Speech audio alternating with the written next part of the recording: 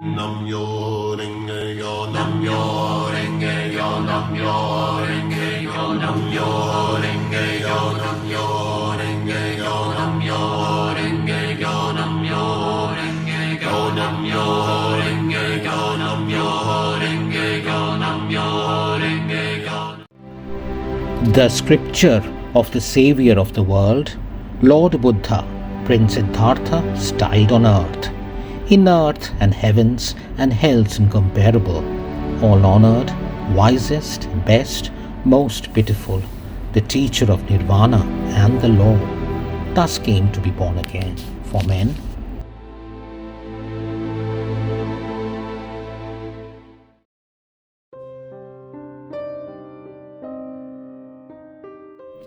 Gautama the Buddha was born in or about the year 560 BCE in the Lumbini Grove near the ancient town of Kapilavastu in the now dense Tarai region of Nepal. His father was Suddhodana, a prince of the Sakya clan, and his mother, Queen Mahamaya. According to the legends, it was foretold that Gautama would become a great ruler or a great sage. His father tried his best to keep him away from the hardships of the world by surrounding Prince Siddhartha with luxuries and then marrying him off to the beautiful princess Yashodhara. Finally, emerging from the palace at the age of 29, Siddhartha was confronted by the sights of a decrepit old man, a diseased man, a dead man, and a monk clad in ochre. The sight filled the prince with amazement and distress, and realizing the impermanence of all earthly things, the prince determined to forsake home in the quest of the knowledge to remove the sufferings of the humankind. At the age of 29, Siddhartha made his great renunciation.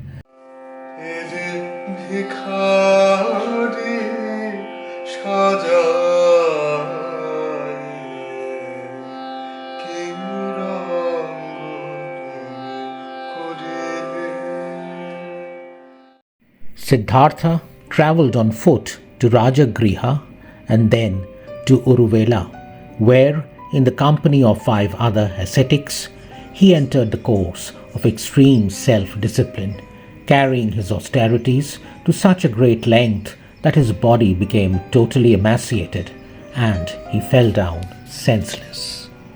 After 6 years of this great struggle, he was convinced that the truth was not to be won by the way of extreme asceticism, and resuming the regular life of the monk, at last attained Bodhi, absolute and supreme enlightenment. Ihasane shushyatu me sharirang tvagasthi mangsang pralayancha jatu aprapya bodhi bahukalpa durlabhang naibasanat kayamataschalishyate. Thereafter, the Buddha spent a life prolonged over another 45 years, travelling from place to place and preaching his doctrine to all who would listen.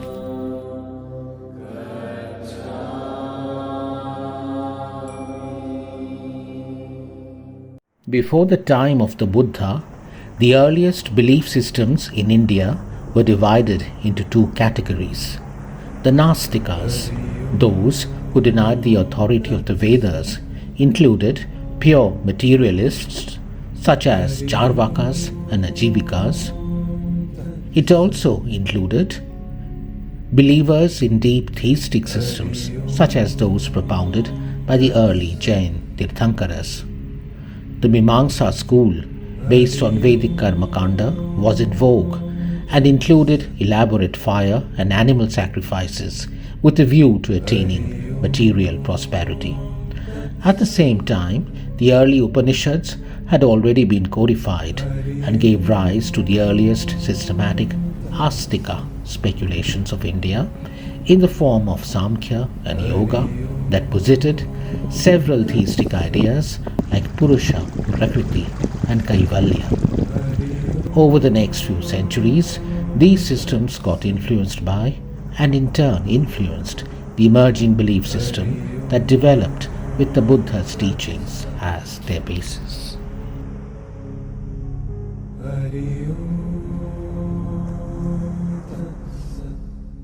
The earliest Buddhist canonical texts in Pali consisted of the three collections, Pitakas, the Sutta Pitaka, that set out the fundamental doctrines of Buddhist thought, the Vinaya Pitaka, that elaborated the code of conduct for the monks, and the Abhidhamma Pitaka, that consisted of elaborate technical treatises and expanded the doctrines set out in the Sutta.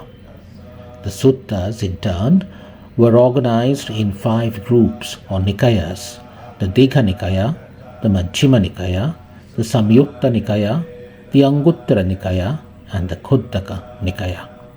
It is difficult to set a specific date with regard to these works, but it is generally taken that the whole of the Pitakas were completed before 241 BCE, when the Third General Council was held under the aegis of King Ashoka. There also exists a large body of commentaries on suttas and the Nikayas, known collectively as the Atthakatha. The work, known as Milinda Panha, of uncertain date, is of considerable philosophical value. Collectively, all these doctrines define the Sthaviravada or the Theravada school of Buddhist thought. Although this school is believed to be based on the original teachings of Shakyamuni Buddha, it appears that it did not develop much after the compendium Visuddhamagga was authored by Buddhakosha in about 400 CE. The earliest Buddhist philosophy did not accept any fixed entity as determining all reality. Rather, it put forward the theory of dependent origination, paticca samutpada. It is an endless cycle of suffering, dukkham, that originates from avidya, ignorance, that traps individuals with the body-mind complex through their contact with the world of illusion that leads to longing, clinging, suffering, birth, death, and an endless repetition of this hopeless cycle of dukkha through 1,000,000 births and deaths. The Buddha's spiritual struggle was to find a way of liberation from this eternal cycle of dukkha. Analyzing the paticca samutpada, he finally arrived at the 4 noble truths. There is suffering. Suffering has a cause. Suffering can be extinguished by following the Ashtangiga Magga of right view, right intention, right speech, right action, right livelihood, right effort, right mindfulness, and right concentration. With focused determination, the Arhat, spiritual master, can overcome tanha, longing, dukkha, suffering, avidya, ignorance, and finally attain nibbana, the great release from the eternal cycle of birth and death.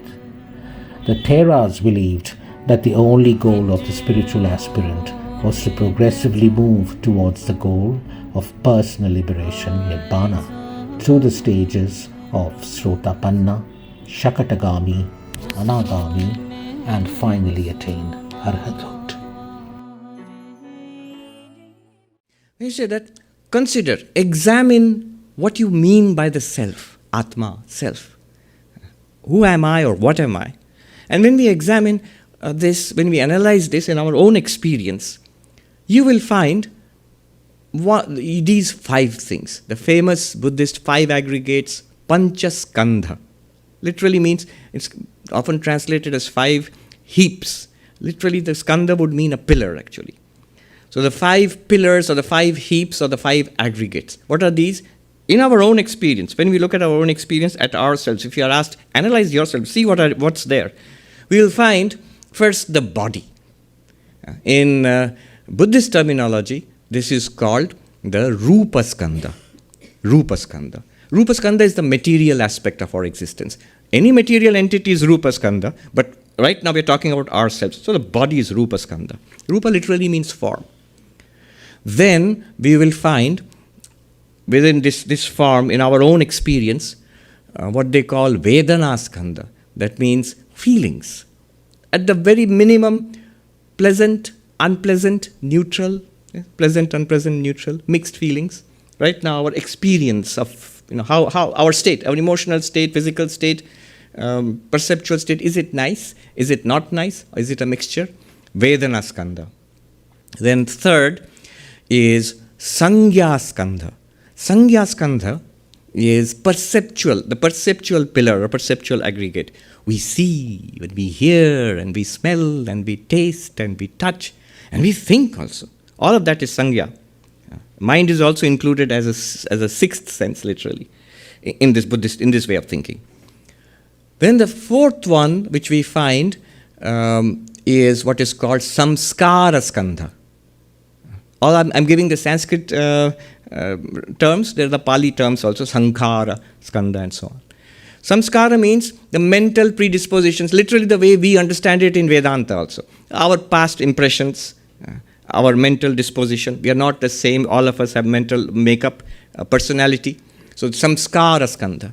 And then finally, awareness, consciousness. We are all aware. We are having experiences now. What bothers David Chalmers so much in NYU now, the hard problem of consciousness. And yes, that's another aspect we find in all of us. We are all aware. So Vijnana skandha. The point being, none of this is the self. All of these are in flux. You think of self as I am this one who is continuous. But the body is changing from birth to babyhood to childhood to teenage to middle age to old, continuously changing mass of matter. Feelings are continuously changing.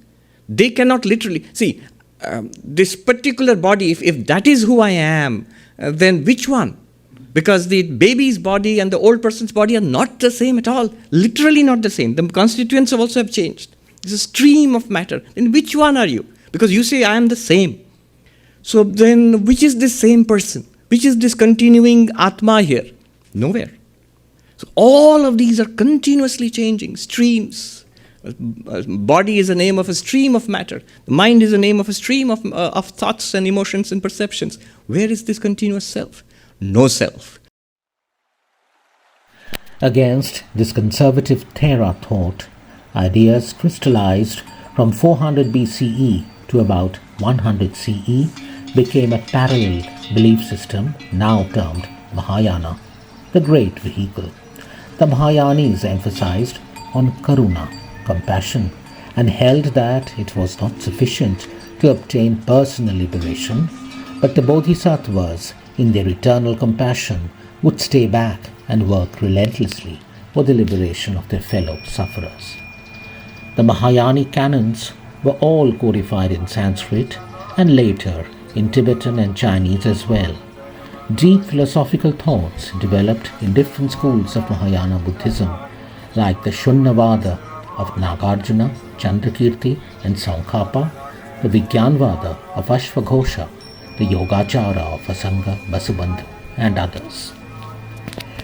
Whereas the Theras too propounded the concept of anatta, no soul, the Shunyavadis took it to an extreme by pronouncing Shunyam Shunyam, Sarvam Shunyam. But as the Buddha himself is believed to have remained silent with regard to 14 questions, including the question of the existence of an eternal soul, the Shunyavadis too propounded their famous fourfold argument, or Chatushkati Tattva, which ultimately refrained from either affirming or denying the existence, the non-existence, the simultaneous existence and non-existence, or the simultaneous negation of existence and non-existence of an eternal soul. The ultimate truth, the ultimate nature of things, he says, it's not that whatever you take up, mind, Atma, Brahman, God, world, Buddha, it's not that it exists. Oh, so it doesn't exist. You're a nihilist. It's not that it does not exist. It's not that it both exists and does not exist. It's not that it neither exists nor does not exist. 4 alternatives. Chatushkoti. 4 alternatives. Shunyam, Nagarjuna defines. Shunyam is Chatushkoti vinirmukta tattvam.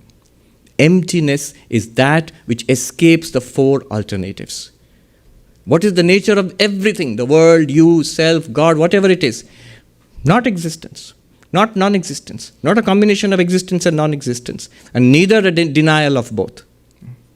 And he will demonstrate. Whatever candidate you gave, Atman, Brahman, world, consciousness, anything, he will show that it will fall in these four categories, and he denies it. And he'll give you reason to do that. Many scholars believe that subsequent Hindu thought, especially Advaita Vedanta, was deeply influenced by Nagarjuna's Shunyavad. Gaudapada, the 7th century CE, preceptor of Shankara, the propounder of Advaita Vedanta, in his Karikas praised the Buddha as Dvipadam Varam, the great man. Modern scholars often reconcile Shankara's Brahman with Nagarjuna's Shunya by pointing to the elusive nature of both the Chatushkati Tattva as well as the Vedantic term Abhang Manasagocharam, that which cannot be captured by the intellect or described by speech.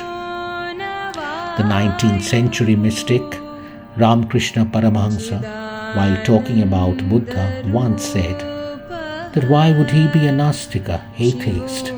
He merely refrained from articulating his view in clear terms. We started Sri Ramakrishna's teaching. If you examine the self, if you examine things very carefully, you will find kono shar nahi, no essence at all. Basically, that's what was going on till now. No essence at all. But then there's one more little thing which Sri Ramakrishna adds. Ja ache tai thake. Chaitanya. What remains, what is, remains. Consciousness, pure consciousness. Thakur then went on to say, Osti nostir majhe ja ache tai ache. That which remains in the middle of Asti and Nasti is the real truth. Was he indicating to the middle path of the Buddha? হরিণ বাঁধা পড়ে গানের উচাটনে, আগুন উজ্জ্বল পতঙ্গকে টানে, মাছেরা ঠোকরায় টোপকে সাধু ভেবে, বিষয় মুগ্ধতা দুঃখ এনে দেবে। যে ভোগে তৃপ্তি লগ্ন ক্ষণিকতা, তাকে কি ভোগ বলে, সে যে কথার কথা। সেসব শর্তেই সুখের উপভোগ, তাদেরই অন্যথা দুঃখ সংযোগ। ভিক্ষাহারেই যেজন সুখে আছে, নজর নিচু করে দেখো না তাকে প্রিয়, জরা ও মৃত্যুর সাগর পেরোবেশে, শান্তি হোকালে মুক্তি অবশেষে। বরং কৃপা চোখে তাকেই দেখে নিও, যেজন সম্পদে থেকেও তৃষাতুর, স্বস্তি বঞ্চিত এখানে ইহলোকে, অন্তে যন্ত্রণা মজ্জমান শোকে। আমার যেন আছে রাজ্য বোধিপুর, মৃত্যু পাখি সেথা বাঁধেনি তার নীড়, নেই তো উদ্বেগ পুনঃ ফিরে আসা, জন্ম জরাহীন শান্তি সুনিবিড়।